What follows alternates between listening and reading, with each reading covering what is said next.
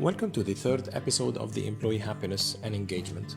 In the first episode, we have defined the 4H model for defining engagement, the head, heart, hand, and hope, which is published in the Engagement Code book available on Amazon. The model defines engagement in 4 dimensions: the head, or the rational engagement, how employees think as owners; the heart, which is the emotional engagement, how employees feel as owners; the hand, which is the physical engagement, how employees act and move as owners; and then the hope, which is the visionary engagement, how employees perceive their future within the organization.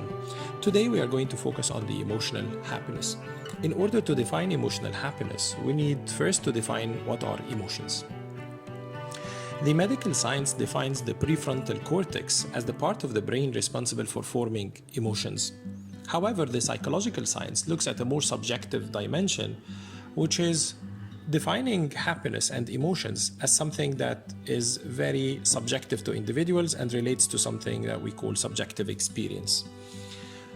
In order to look at that dimension, let's look at the organizations. What are they doing to improve the employee experience within the organization? We see a lot of parties, a lot of celebrations, birthdays, weddings, anniversaries, celebrating new babies for families of the employees, and so forth. The question here is, are those activities creating long-term or short-term happiness, and what's the relationship between the short-term memory and long-term memory?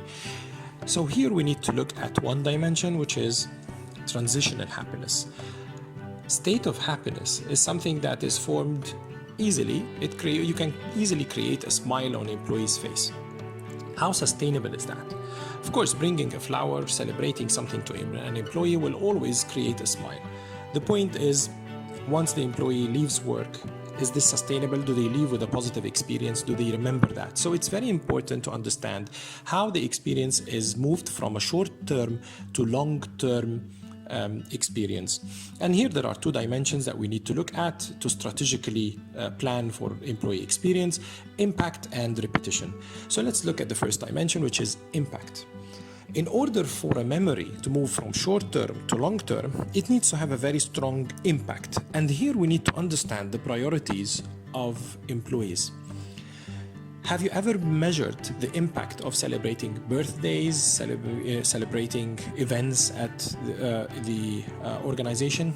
It's extremely important, because some employees will actually appreciate having their name in the news bulletin of the organization, having access to confidential information, receiving awards. They will appreciate something like that much more than those activities. So it's extremely important to measure the impact, and this is the first point. Measuring impact is this measuring that secret area in employees' feeling of how they create an experience. Then we need to ensure that we are consistently repeating this important event. Consistent repetition is the second dimension of how we move an experience from a short-term memory to a long-term memory, and then it becomes part of the DNA of the employee's experience within the organization. And that is extremely important. Now, in order not to mix between the rational and the emotional engagement, it's extremely important for happiness and HR officers to define both in the following manner. Having a profile for the employee for what do they look at in terms of rational engagement. The rational engagement, remember, the brain looks for semantic logic equations. So it's the yes-no factor. It's the trade-in. So what do you trade for working for this organization? What is something that is exchangeable for your time? It is the yes-no. Brain works in semantic equations. So it's yes-no. It's the traffic signal. The emotional part is the emotional contract. It's the how factor. It's how do employees perceive working in this organization from an emotional side. It's how they absorb the time that is passed through in the organization.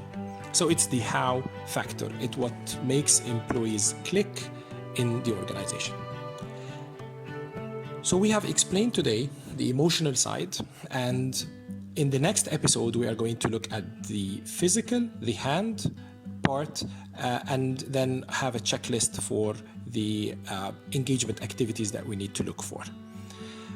See you in the next episode. We are going to explain the third dimension of the 4H model, the hand.